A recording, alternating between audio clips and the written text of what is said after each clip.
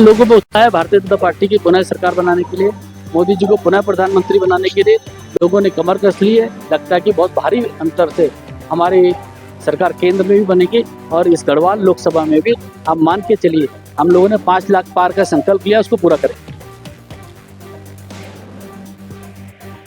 ये 500 सीटें हमारी बारी बहुमत से जीतेंगी और निश्चित रूप में हर सीट को 5-5 लाख को भी पार करेंगे।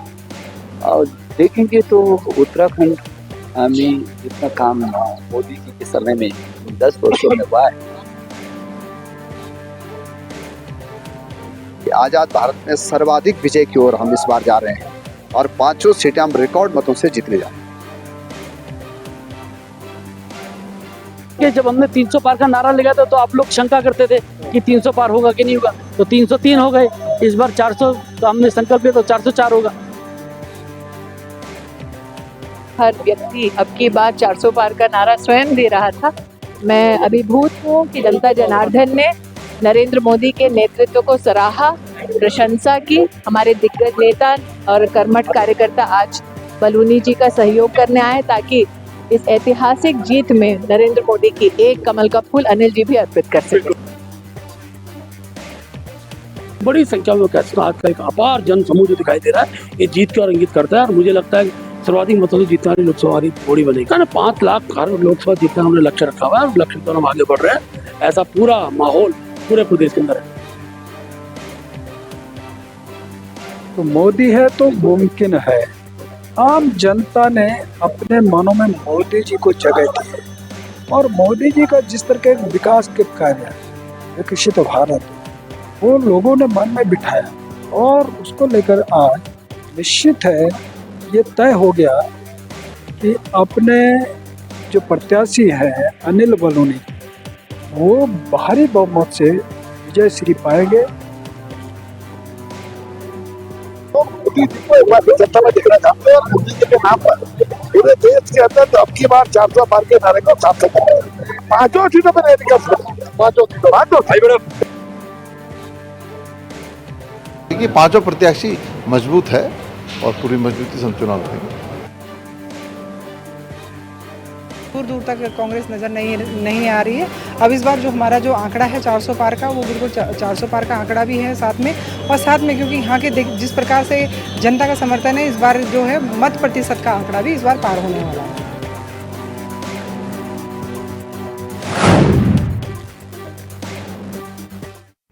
तो पहाड़ पर किसका परचम?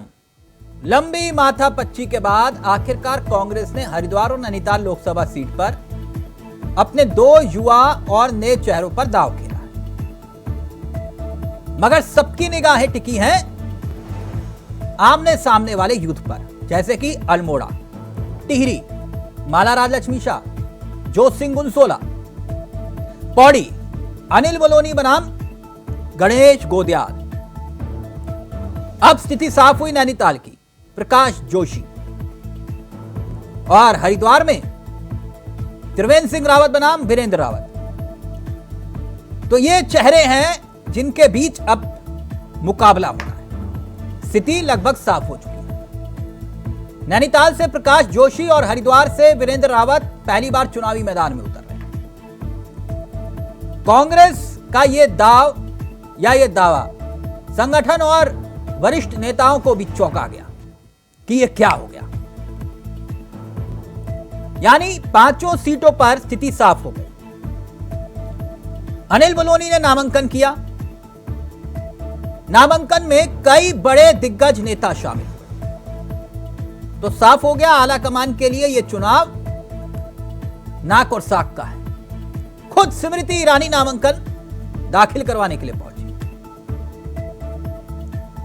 आखिरकार इस पूरे टिकट के जद्दोजहद में देखें तो कांग्रेस के घर से एक स्थिति और साफ आई कि हरीश रावत की जिद जो थी उसके आगे कांग्रेस आलाकमान को झुकना ही पड़ा। हरीश रावत ने जो जिद पकड़ी हुई थी कि मेरे बेटे को चुनाव लड़वाओ, उस जिद के आगे आलाकमान नतमस्तक हुआ। लोकसभा चुनाव से ठीक पहले सूबे में कई बड़े नेताओं ने पार्टी छोड़कर कांग्रेस को चुनाव से पहले एक के बाद एक कई झटके दिए। थोड़ा सा फ्लैशबैक में चलिए। टिहरी में क्या हुआ? मतलब टिहरी अंतर्गत आने वाली लोकसभा में गंगोत्री आती है। वहां के पूर्व विधायक विजयपाल सिंह सजवाण कांग्रेस को छोड़कर बीजेपी में शामिल। पुरोला पूर्व विधायक मालचंद बीजेपी में शामिल हुए। और सोने पर सुहागा बीजेपी के लिए यह हुआ कि बद्रीनाथ से कांग्रेस के विधायक राजेंद्र भंडारी ने भी बीजेपी का दामन थाम लिया। साफ तौर पर देखा जाए तो बीजेपी के कई बड़े नेता अब ताल ठोक रहे हैं कि ये देखिए माहौल। वैसे भी 2014 की मोदी लहर के बाद से ही कांग्रेस सूबे में लोकसभा चुनाव में अपना खाता नहीं खोल पा रही। उत्तराखंड पहाड़ी सूबा है, सैनिकों की धरती है और राज्य के गठन के बाद से सूबे में यह 5वां लोकसभा चुनाव है, अगर मैं सही हूं तो। पहला सूबे में लोकसभा का चुनाव 2004 में हुआ था और उस वक्त सत्ता थी नारायण दत्त तिवारी के हाथ में, कांग्रेस के दिग्गज। उस लोकसभा चुनाव में कांग्रेस को सिर्फ नैनीताल सीट पर ही जीत मिली थी, बाकी चारों सीटें पार्टी हार गई थी। 2009 थोड़ा फ्लैशबैक में चलिए। उत्तराखंड में दूसरा लोकसभा का चुनाव हुआ। तब बीजेपी की सरकार थी, मुख्यमंत्री की कुर्सी खंडूरी साहब के पास थी और लोकसभा चुनाव में बीजेपी 5 सीटें हार गई थी।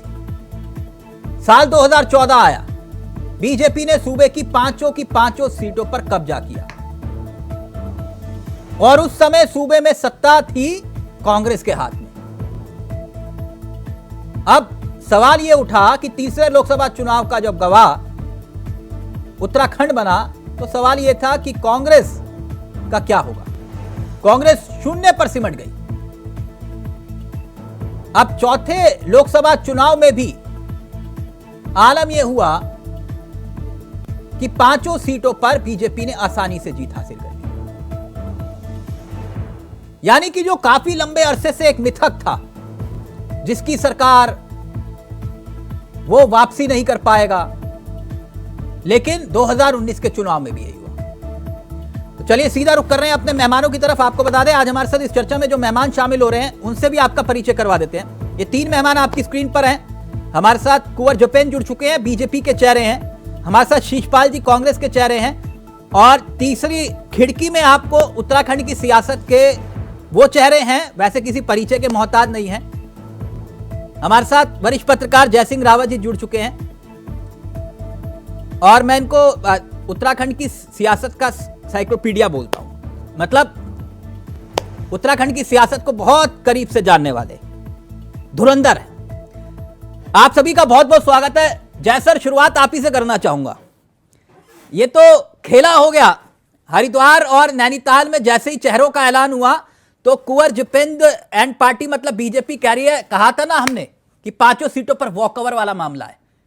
ये किस तरह से देखा जाए? अब स्थिति साफ हो चुकी है, आप किस तरह से देखते हैं? ये 5 लाख की बात कर रहे, कह रहे 5 लाख लिख के ले लो हमसे हर सीट पर। देखिए, राजनीतिक दल तो अपना दावा करते रहते हैं। कांग्रेस भी करेगी, कांग्रेस कहेगी हम तो 6 लाख सीटें देंगे, लेकिन अब तो क्या होगा जीत हार वो तो 4 जून को ही पता चलेगा उसके बाद। लेकिन ये जिन 2 सीटों की आपने बात की है, अगर आप 2022 का जो विधानसभा चुनाव हुए हैं जी, के हिसाब से देखिए तो सबसे ज्यादा कंफर्टेबल सीट कांग्रेस के लिए यही 2 थी। क्योंकि इसकी वजह थी कि यहाँ की डेमोग्राफी डिफरेंट है। पहाड़ों में ऐसा है कि लोग धार्मिक प्रवृत्ति के ज्यादा हैं उधर, और उधर असर है बीजेपी का, काफी असर है।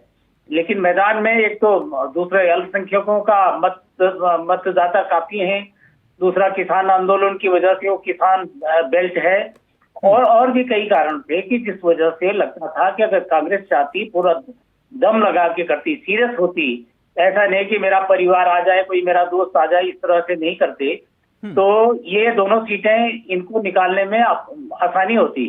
ठीक है, अभी क्या होगा कहा नहीं जा सकता किस सीट पे क्या आ जाएगा। ओवरऑल तो बीजेपी का रुझान तो लग ही रहा है, लेकिन चुनाव में कुछ भी हो सकता। आप ये इधर देखें ना, टिहरी में तो एक वो बॉबी पवार लड़का बिल्कुल नया था। हाँ। वो तो उसको तो ज्यादा लग रहा, मुझे लग रहा कांग्रेस का वो भी बहुत, जो सिंह जी बड़े शरीफ आदमी है, बहुत विनम्र, उत्तराखंड की राजनीति में बड़े सम्मानित चेहरे हैं वो, लेकिन सहज है वो। उनका इतने तो राजनीति में जितने तेज तरार होना चाहिए उतने हैं नहीं उस जोत सिंह गुंसोला। लेकिन ये लड़का जो है बॉबी पवार, तो हम देख रहे हैं इसका तो काफी चल रहा है। भले आप जीत हाथ क्या होगा ये तो होगी, लेकिन हाँ, जैसर कांग्रेस ने आपने उत्तराखंड में कई चुनाव, कई बसंत देख लीजिए। अब मैं आपसे ये समझना चाह रहा हूं कि कहां पर आपको फाइट दिखाई दे रही है, या बीजेपी जो अति आत्मविश्वास में, वाकई विश्वास में दिखाई दे रही है कि पांचों बड़ी आराम से हो जाएगा? देखिए, उनके आत्मविश्वास का कारण है कि पिछला जो रिकॉर्ड है वो देख रहे हैं, उनका संगठन है, उनके पास संसाधन है। आप समझिए ना, आज निर्वाचन आयोग ने कितना लिखा, एक कैंडिडेट के लिए 80 लाख 90 लाख ऐसे ही है, लेकिन तो कौन नहीं जानता है कि कितने करोड़ खर्च होते हैं चुनाव पर, कि जिसकी जेब में 10-15 करोड़ अगर नहीं होगा तो उसको चुनाव लड़ना भी नहीं चाहिए। हाँ। क्योंकि आज पैसे का खेल है सारा, जो है संसाधन है। हाँ, कुंजवाल जी ने भी कहा था कि हर विधानसभा के हिसाब से समझ लो कि भाई पैसा इतना चाहिए। एक बिना पैसे का, बिना संगठन का, और कांग्रेस का लगता है कि इस बार मुझे लगता है कि या तो नेतृत्व में मैच्योरिटी नहीं है। हाँ। दूसरा, जो मैच्योर नेता थे, यशपाल आर्य जैसे लोग, हरीश रावत जैसे लोग, ये अपना हरीश रावत जी तो अपने बेटे के चक्कर में लगे रहे। हाँ। उनको है ना, मतलब पार्टी में इतनी जिम्मेदारी, CWC के मेंबर है वो, तो उसको बजाय उसके दूसरे यशपाल आर्य भी पता नहीं क्यों डर गए। एक बार तो चर्चा ये थी कि यशपाल आर्य और हरीश रावत दोनों उठ जाएं तो 2 सीट निकाल सकते हैं, ये लग रहा था। इनसे बढ़िया तो वो कर रहे हैं यहाँ पर गणेश गोदियाल पौड़ी में। हाँ। उसका अच्छा चल रहा है। अब जीत हार जो भी हो, लेकिन अच्छा है। जहां तक आपने कहा, देखिए हम सन 2002 से बीजेपी के यहाँ पर, वैसे तो बहुत चुनाव देखे हैं। हाँ। लेकिन उत्तराखंड में चुनाव प्रबंधन बीजेपी का हम 2002 से देख रहे हैं। हमेशा बीजेपी आगे रही, क्योंकि वो कमिटेड लोग हैं उसमें। हाँ, वो आप बिल्कुल सही कह रहे हैं। जब नामांकन करने के लिए वही चेहरे जा रहे हैं, कह रहे हैं कि भैया जिनका टिकट काटा उन्हीं को कहा कि नामांकन करवाने जाओ, फोटो खिंचवाओ और ये कहो कि ये सबसे ज्यादा वोटों से जीतेंगे। भला ये भी गजब खेल है कुंवर साहब का। खैर, शीशपाल जी, आखिरकार तय हो गया। जैसर कह रहे हैं कि भाई हरीश रावत की जिद के आगे आला कमान को तो झुकना ही पड़ा। मतलब चाहे कोई भी हो, बेटा हो या पुत्री हो, चेहरा तो वही है। मतलब खाता ना भाई, जो हरीश रावत बोले वही सही। देखिए तिलक जी, हरीश रावत जी उत्तराखंड की राजनीति के जो है साइक्लोपीडिया हैं, और आज हम जैसे लोग हों या मेरे जैसे हजारों नौजवान उनसे प्रेरणा लेते हैं, और विरोधी राजनीतिक दल भी इस बात को मानते हैं। हरीश रावत जी को जितनी जानकारी उत्तराखंड की संस्कृति की है, उत्तराखंड नहीं प्रेरणा लेते तो टिकट किसी और प्रेरणा लेने वाले को दिलवा देते ना। विषय वो है कि भाई परिवार से ही आप टिकट दिला रहे हो। आप आंदोलन या जिद कर रहे हो आला कमान से कि भाई टिकट मेरे बेटे को, वो या तो ये कहते हैं कि शीशपाल बिष्ट मेरा शिष्य है, इसको टिकट दो, या फिर किसी को मत दो। नहीं, देखिए तिलक जी, वीरेंद्र रावत जी को जो कांग्रेस पार्टी ने प्रत्याशी बनाया, वो उनकी योग्यता पर, उनकी मेहनत पर, वो लगातार हरिद्वार की जनता के बीच में सक्रिय रहे। मतलब ये योग्यता बेटा और बेटी के पास ही है और किसी के पास? सर, योग्यता तो शीशपाल बिष्ट के पास भी है। नहीं तिलक जी, देखिए आप ही के संगठन के भीतर मतलब जोशी जी ताउम्र डाल दी, दरी और झंडा उठाते रह गए। और वीरेंद्र रावत जी मेरी पसंद के भी नेता है।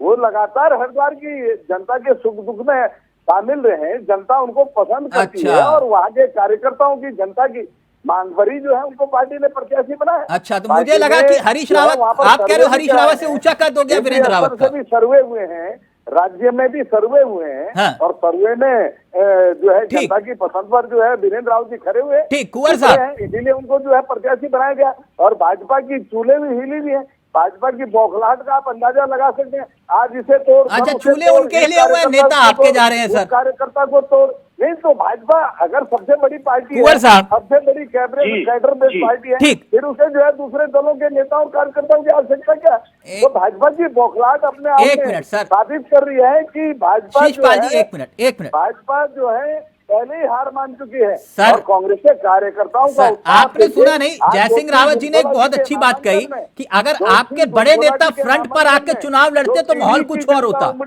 आपके नेताओं ने सरेंडर कर दिया था। हल्कान है। एक मिनट कुंवर साहब, ये कॉन्फिडेंस के पीछे की वजह क्या है, जरा देश की जनता को बताएंगे? यही कि कांग्रेस ने वॉक ओवर दे दिया, आप माहौल बना रहे हैं कि भाई देखिए हम तो पहले ही कह रहे थे, बड़े चेहरों ने मना किया, अब पिता नहीं लड़े तो पुत्र को लड़वा रहे हैं। देखिए वॉक ओवर देने के लिए तो हम कांग्रेस के एक मिनट शिषपाल जी, एक मिनट सुन लीजिए कुंवर साहब। शिषपाल जी सुनिए शिषपाल जी सुनिए वॉक ओवर देने के लिए तो निश्चित तौर पर हम कांग्रेस का धन्यवाद देते हैं कि कांग्रेस वॉक ओवर देने के लिए आगे आ गई। कांग्रेस के बड़े सभी चेहरे चुनाव से पीछे छोड़ाते हुए नजर आए, जिन्होंने कांग्रेस में रहकर मंत्री पद से लेकर ऊपर तक सभी पोर्टफोलियो एंजॉय करे। आज जब वक्त आया कि एक सेनापति के तौर पर आप हारते जीतते बात अलग थी, लेकिन आप अपने कम से कम कर्तव्यों का तो निर्वाह करते ना। तो आपने देश के प्रति अपने कर्तव्यों का कभी निर्वाह करा ना, प्रदेश के प्रति आपने कभी कर्तव्यों का निर्वाह करा। और जब वक्त आया तो आप जिस दल से आपको सब कुछ मिला, अपने कर्तव्यों दल के प्रति भी आप अपने कर्तव्यों का निर्वाह करने से भंडारी प्रकरण में GIT के नाम पर आपने अपने कर्तव्यों का निर्वाह किया। मतलब कांग्रेस पार्टी जो लगातार बेरोजगारों के जनता की आवाज उठा रही है, क्योंकि जनता द्वारा चुनाव में उतरने से पहले ही नकारे जा चुके हैं। आज जनता अपने प्रधानमंत्री के ऊपर भरोसा कर रही है, अपने प्रधानमंत्री की गारंटियों के ऊपर भरोसा कर रही है। तो निश्चित तौर पर ये जो आने वाला चुनाव है ये भारतीय जनता पार्टी का ही नहीं। कुंवर साहब एक बात बताइए, आप वोट तो मोदी जी के नाम पर ही मांगोगे ना? बिल्कुल मांगेंगे। हाँ, मोदी जी के नाम पर ही वोट मांगोगे? देश की जनता मन बना चुकी है, इसमें आप और हम क्या कर सकते हैं? नहीं, मैं पूछ रहा हूं आपसे कि आपने विकास कार्यों के आधार सर या तो ये बताओगे ना हमारे 5 सांसदों ने 5 काम किए जनता पार्टी के प्रधानमंत्री के साथ। कुंवर साहब मैं तो ये कह रहा हूं आपसे कि आप अपने रिपोर्ट कार्ड को लेकर जाएंगे या ये बताएंगे ना कि हमारे 5 सांसदों ने ये 5 काम किए, ठीक? या फिर आप कहोगे कि हमें मोदी के नाम पर वोट दे दो? ये दोनों अलग अलग बातें हैं। सांसदों के काम के ऊपर आपसे पहले भी चर्चा हो गई। हाँ तो 5 काम नहीं गिनवा पाए थे आप नहीं गिनवा पाए थे 5 काम आपने क्या किए? आपने कहा सड़कें बिछा दी हमने। आपको गिनवाते हैं और हर बार आप कह देते हैं आपने गिनवाए। हाँ नहीं गिनवाए, आप गिनवा दीजिए अभी 5 काम मुझे। देश के बताइए कौन से सांसद? आप फिर सड़कों का बताएंगे, NH बना दिया हमने, ये NH मत बताइए, ये बताइए कि हमने 5 काम ये किए। केंद्र और सांसदों के ही काम है, जो योजनाएं केंद्र द्वारा पोषित है, जो योजनाएं केंद्र द्वारा भेजी जा रही है। और वो कुंवर साहब देखिए, अब मैं कुछ तर्कों पर बहस तो करनी हो, मैंने आपसे पूछा हमारे 5 सांसदों ने 5 काम कोई ऐसे किए हो जो मील का पत्थर साबित हुए? देखिए आप हम गढ़वाल आप कह रहे हो कि हमने सड़क बनवा दी। हम गढ़वाल से ही शुरू करते हैं, हम आपका आशय समझ गए। हम गढ़वाल की सीट से ही शुरू करते हैं। देश के वो अपने प्रदेश के जो पर्वतीय जनपदों और यात्रा रूटों पर कनेक्टिविटी एक बहुत बड़ी समस्या थी, जिसे लेकर हमारे गढ़वाल के प्रत्याशी अनिल बलूनी जी ने बहुत काम करा और केंद्रीय स्तर से उस पर मदद लेके आज पूरा उत्तराखंड कनेक्टिविटी के तौर पर बहुत बेहतर रिजल्ट थे। ठीक। खंडूरी जी सड़क परिवहन मंत्री थे ना सर? जी। तब भी ये सड़क बनाने का श्रेय आप लोग अपने सर पर लेते थे, कहते थे खंडूरी जी ने वो काम किया, कोई नहीं कर पाया। आज भी वही बात कर रख लो। आज 24 हो गया। खंडूरी के सांसद होने की आप खुद गवाही दे रहे हो कि उनके समय में एक सर कोई व्यक्ति अगर अच्छा काम करेगा तो बोल पूरा काम किया उसने। क्यों नहीं मानेंगे? एक मिनट, जयसिंह रावत वो कह रहे हैं वोट तो मोदी जी के नाम पर ही मिलेगा, प्रत्याशी चाहे कोई भी हो कोई फर्क नहीं पड़ता, चेहरा तो मोदी जी है ना, कोई दिक्कत ही नहीं, तो इसलिए कह रहे हैं हम 5 लाख पक्का। ये देखिए लोकतंत्र की ये विडंबना ही है। मतलब जिन प्रतिनिधियों को हम चुन के भेज रहे हैं, आप उनसे अपेक्षा नहीं कर रहे हैं, बल्कि ऊपर प्रधानमंत्री से अपेक्षा कर रहे हैं, तो फिर जरूरत ही क्या है इनको चुन के भेजने की, अगर इन्होंने कोई काम नहीं करना है। अगर अगर केवल सांसदों के काम के नाम पर वोट मिले जाएंगे तो कोई नहीं जीतने वाला। वास्तव में मोदी जी के नाम से ही इन्होंने जीतना है, अपने काम पर ये जीतने वाले नहीं। केवल अनिल बलूनी ने काम किया है निश्चित रूप से, लेकिन जो पहले के पास पूरे लगा लो सांसदों का निराशाजनक काम रहा है। केवल अनिल बलूनी काम किया, लेकिन अनिल बलूनी की विडंबना ये है उनका जमीन कार्यकर्ताओं के साथ सामंजस्य नहीं है। वो यहाँ दिल्ली में बैठे रहे, दिल्ली की राजनीति करते हैं। आज हम कह रहे हैं गणेश गोदियाल क्यों जा रहा है, क्यों चल रहे हैं प्रचार में आगे। भले चुनाव का नतीजा कुछ भी हो सकता, लेकिन जो चर्चा ज्यादा है गणेश गोदियाल की चर्चा ज्यादा। मैं ये नहीं कह रहा हूँ गणेश गोदियाल जीती गए, अरे वो तो कुछ भी हो सकता है। मतलब बीजेपी को कम नहीं हम आंक रहे हैं, लेकिन उनसे बेहतर इसलिए क्योंकि वो जमीन से जुड़ रहे थे। इस व्यक्ति का काम तो किया, लेकिन दिल्ली में बैठे रहे, यहाँ कार्यकर्ताओं से जुड़े नहीं। काम निश्चित रूप से इनका काम अनिल बलूनी का औरों की तुलना में अच्छा। बाकी अब आपके साल भर चुनाव होने वाले थे, उसके बाद 6 महीने साल भर पहले तक क्षेत्र के चक्कर आप लगा रहे हैं। एक वो रक्षा मंत्री से पूछिए ना क्या किया रक्षा मंत्री होते हुए, हमसे पूछिए उनका काम क्या है रक्षा राज्य मंत्री का। जवाब दीजिए कुंवर साहब। पर्यटन का विभाग का क्या काम था उनका। उसके बाद अपना नहीं, वो टिहरी में भी सर वो सी प्लेन उतार रहे थे टिहरी में, अभी तक पता नहीं वो सी प्लेन भी नहीं उतरे। खैर कुंवर साहब जवाब दीजिए। तिलक ऐसा है कि एक वहां पर वो होता था करोड़ों का वहां जहाज बिठाया, तो वो डूब गया था इस बार, उसका क्या हुआ वहां पर। सी प्लेन जैसे, तो ये कहने वाली बात है। हमारे यहाँ के उत्तराखंड के लड़कों के लिए सबसे बड़ा वो हो गया अग्निवीर हो गया। आप बिल्कुल तारीफ करते रहे, अग्निवीर का क्या करेंगे लोगों की शादियां नहीं हो रही हैं। उसके बाद 4 साल के बाद क्या होगा। हमारे मैं भी फौजी परिवार का हूँ, हर घर में फौजी होता था। आज कुंवर साहब जवाब दीजिए। कल लाइट बनेगा, होलदार बनेगा, सुबेदार बनेगा। जय सिंह जी ने जो सवाल उठाए, तो जय सिंह जी को शायद ये जानकारी पता नहीं, हम समझ नहीं पा रहे हैं क्यों नहीं है। अजय भट्ट जी केंद्रीय राज्य मंत्री हैं, रक्षा राज्य मंत्री हैं, तो निश्चित तौर पर वो अपने संसदीय क्षेत्र की समस्याओं से निरंतर जुड़े रहते हैं। अगर आप उनके दिल्ली आवास में देखें तो मेला लगा रहता है क्षेत्र के लोगों की समस्याएं होती हैं, वो दूर होती हैं, इसीलिए तो वो अपने सांसद के पास जाते हैं। तो ये हम यहाँ सहमत नहीं है कि काम हो रहे हैं, जनता का भरोसा है, जनता इसीलिए अपने नेता के पास, सांसद के पास जाती है क्योंकि उन्हें भरोसा होता है कि काम होने हैं, और निश्चित तौर पर वो काम करते हैं। तो ये तो सत्यता है। अग्निवीर वाला मुद्दा बनेगा कि नहीं, वो पूछ रहे हैं। कांग्रेस बनाई अग्निवीर मुद्दा नहीं है। हमें अच्छा, अगर डेप्थ में जाके सोचें। अच्छा, लैंड जिहाद मुद्दा है कि नहीं आपकी नजर में? ये मुद्दा है कि नहीं है पहले नहीं, मैं आपसे पूछ रहा हूं, लैंड जिहाद मुद्दा है कि नहीं। जो हमारी डेमोग्राफी चेंज हो रही है वो प्रत्येक, मतलब लैंड जिहाद मुद्दा है, अग्निवीर मुद्दा ही नहीं है आपकी नजर में। आप ये कह रहे हो कि लैंड जिहाद आपके लिए मुद्दा है उत्तराखंड का, लेकिन अग्निवीर कोई मुद्दा नहीं है। आप माफी के साथ कहते हैं, आप अग्निवीर को कैसे मुद्दा बनाएंगे बताइए। अगर आप विपक्ष को सर अग्निवीर का मुद्दा वो सर आप ये बोलिए ना विपक्ष कमजोर है इसलिए मुद्दा नहीं बन रहा अग्निवीर। आप ये बोलिए ना विपक्ष कमजोर है इसलिए अग्निवीर को मुद्दा नहीं बना पा रहे हो। या तो आप ये कह रहे हो कि अग्निवीर तो मुद्दा ही नहीं है। विपक्ष बहुत समझदार है लेकिन अग्निवीर मुद्दा नहीं है। अग्निवीर मुद्दा ही नहीं है। ठीक, उत्तराखंड के युवा सुन ले, कुंवर जपेंद्र जी कह रहे हैं कि अग्निवीर कोई मुद्दा नहीं है। एक बार फिर से बोलिए जपेंद्र जी यही बात।